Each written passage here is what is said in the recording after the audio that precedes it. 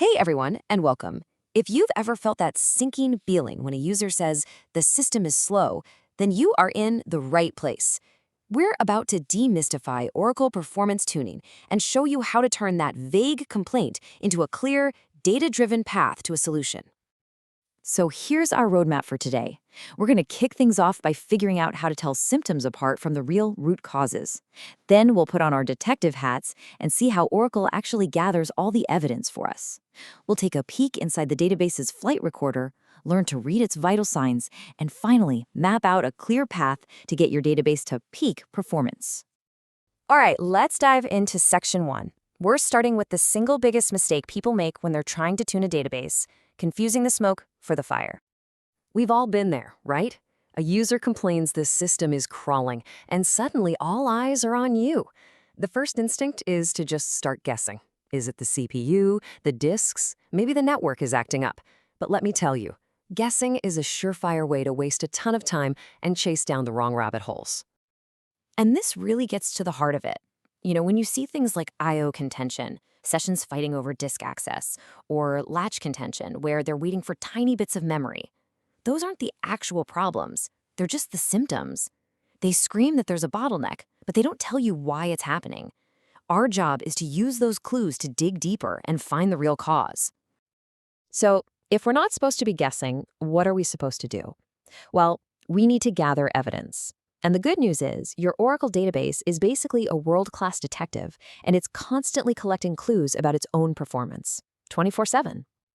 Okay, so Oracle gives us three main kinds of clues. First up, you've got cumulative statistics. Think of these as the grand totals, everything that's happened since the database was last started. Second, you've got metrics. These measure the rate of things, like how many database calls are happening per second. And third, and this one's really cool, you have sample data, which gives you a snapshot of exactly what's happening right this second. Now, out of all this data, active session history, or ASH as you'll hear it called, is an absolute game changer. It works by sampling what every single active session is doing every single second. This gives you an incredibly powerful, almost microscopic view into what was happening at any specific moment in time. It's perfect for nailing down those tricky, intermittent performance problems that seem to vanish by the time you start looking. This data is amazing, but a lot of it is temporary. So where does Oracle keep it for a long-term analysis? Well, that brings us to the Automatic Workload Repository, the AWR. Think of it as your database's very own flight data recorder. So the AWR is this built-in feature that automatically collects and saves all that valuable performance data over time. By default, it takes a snapshot of all the key stats every hour and hangs onto it for a while. This historical record is pretty much the foundation for all modern Oracle tuning. The AWR really boils down to two key things. On one side, you have snapshots. Those are the regular, hourly captures of what's going on. They give you a recent timeline. But on the other side, you have something even more powerful: a baseline. This is where you tell the AWR, hey, the system is running perfectly right now, save this period. That baseline becomes your golden standard, your picture of what good looks like that you can compare against anytime things start to go wrong. Okay, so we've got all this data collected and stored away.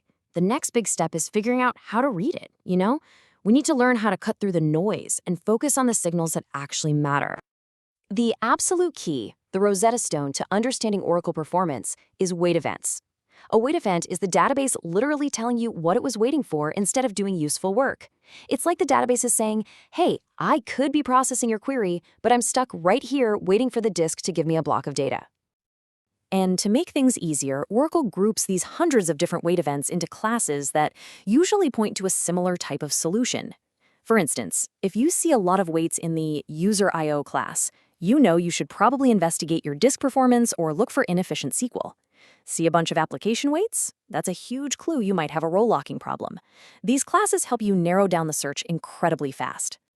All right, now if you remember only one single metric from this entire explainer, please let it be this one: DB time. It's super simple. It's the total time that all active users spent inside the database, whether they were actively working on the CPU or just waiting for something. DB time is the ultimate measure of your database workload. See, in the old days, people would get obsessed with abstract things called hit ratios, but DB time is real. It represents the total time that your users are actually spending waiting on the database. So the entire goal of modern performance tuning can be boiled down to one simple objective: find out what's consuming the most DB time and make it stop. Okay, let's tie all of this together. We understand the difference between symptoms and causes, we know how data gets collected, and we know what the most important metric is. Now we can lay out a simple, repeatable method to get our database to peak health. Great tuning isn't about random guesswork. It's a system. It's an iterative process. You use the data to find the single biggest bottleneck, whatever is eating up the most DB time. You focus all your energy on fixing that one thing. Then you measure the improvement, and you repeat the process. You find the new biggest bottleneck, and you fix that. It's that simple. To really succeed at this, it's just as important to know what not to do. So let's cover a few common traps. First, please, don't chase high hit ratios. A 99% cache hit ratio sounds amazing, but it tells you nothing about the actual user's experience. Also, make sure you ignore idle wait events. A session waiting for a user to type isn't a performance problem, so don't waste time on it.